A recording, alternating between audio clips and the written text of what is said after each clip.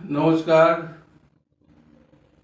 আবার চলে এসেছি অ্যাস্ট্রোগুরু ঋষিকেশ ভট্টাচার্য একটা ভালো টিপস এবং টপিকস নিয়ে। এই টিপসটা দেব এবং টপিকটা শুনবেন, তাতে করে আপনাদের জীবনে অনেক পরিবর্তন আসবে এবং জীবনে প্রত্যেকটা জিনিস আপনারা সাফল্য পাবেন। যদি মনে করেন যে তাহলে তো অনেক কিছু হয়ে যেত এইসব করলেই, কিন্তু বিশ্বাসে মিলায় বস্তু তর্কে বহুদূর।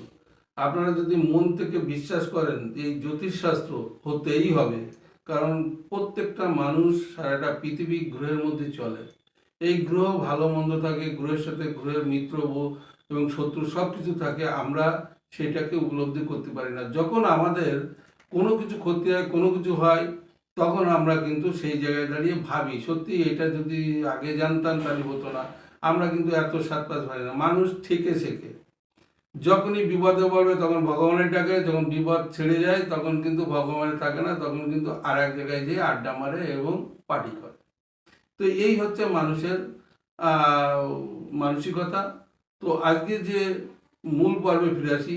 আজকে যে বিষয়ে আলোচনা করব, যে আমাদের অশুভ যোগের জন্য যে কিছু টিপস, কিছু প্রতিকার, কিছু আমাদের ধারণ করার বিষয়, সেইটা কিন্তু বহু অর্থ দরকার নেই, সামান্য অর্থ দিয়ে আপনারা করতে পারবেন এবং সেটা শোধন, সেটা মন্ত্রপুত করে আপনারা ধারণ করতে পারবেন, কিন্তু সেই জিনিসটা কিন্তু শুদ্ধ রাখতে হবে। তো আজকে সেই জায়গাটা আলোচনা করব মঙ্গলবার। তাহলে মঙ্গলবার আমরা বিগত ভিডিওতে আগেও বলেছি যে 11টা থেকে 12টা অশুভ যোগ। তাহলে এই 11টা থেকে 12টা অশুভ যোগ আমাদের মাথায় নেই, কখন কি যেতে হবে, ট্রেনে যেতে হবে, চাকরি করতে হবে, কর্ম করতে হবে, এখানে কাজে যেতে হবে, ওখানে ডাকছে, কিন্তু এতটা কিছু খেয়াল থাকে না। তাহলে আমার লাইফ চলতে গেলে, আমার নিজের স্বাস্থ্য ভালো থাকতে গেলে, আমার পরিবারকে ভালো রাখতে গেলে, আমার ছেলেপিলে সন্তানকে ভালো রাখতে গেলে আমাকে ভালো থাকতে হবে। তাহলে এই যে ভালো থাকাটা করতে গেলে আমার নিজের জন্য কিছু করতে হবে, কিন্তু বিশাল কিছু অর্থ খরচ করে নয়। এই খরচটা সামান্য, সেটা প্রত্যেকে পারবে। কিন্তু সেই জায়গায় দাঁড়িয়ে আপনারা কালারও কাজ করতে পারেন এবং ফলও কাজ করতে পারেন এবং মূলেও কাজ করতে পারেন এবং ধাতুতেও কাজ করতে পারেন। তাহলে আজকে যে বিষয়টা আলোচনা করব সেটা হচ্ছে রুদ্রাক্ষ বিষয়। এই রুদ্রাক্ষ ভগবান শিবের, মহেশ্বরের থেকে সৃষ্টি।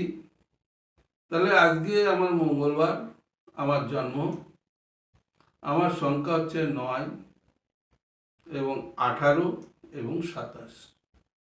তাহলে দেখা যাচ্ছে এই যে 9, 18, 27 তারিখে যারা জন্মেছে বা যারা মঙ্গলবারে জন্মেছে, যারা মঙ্গলের দশায় জন্মেছে, তাদের কিন্তু 9মুখী রুদ্রাক্ষ অবশ্যই ধারণ করা উচিত। এই 9মুখী রুদ্রাক্ষ হচ্ছে 9টা গ্রহের বেঁধে রাখার জন্য, 9টা গ্রহে তার অনুকূলে থাকার জন্য এই 9মুখী রুদ্রাক্ষ এবং নবমাতৃকা,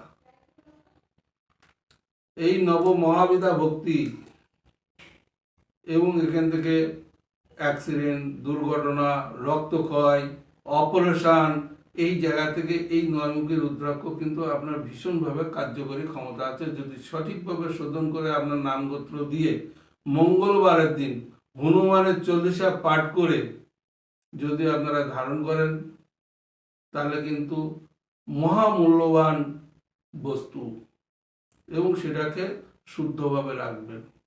আর মঙ্গলবারে আপনারা ঠিক পোশাক আশাক পরবেন, দেখবেন লাল রঙের পরবেন, আপনি ক্রিম কালারের পরবেন, পিঙ্ক কালারের পরবেন, ইয়েলো কালারের, হলুদ কালারের, এই কালারগুলো ব্যবহার করবেন এবং মঙ্গলবারের দিন মঙ্গলের বীজমন্ত্র পাঠ করবেন।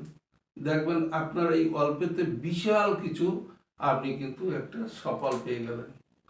আজকে যদি মনে করেন আমার একটা সমস্যা হয়েছে, আপনি ঠিক এই রুদ্রাক্ষ জলটা আপনি ভিজিয়ে খাবেন।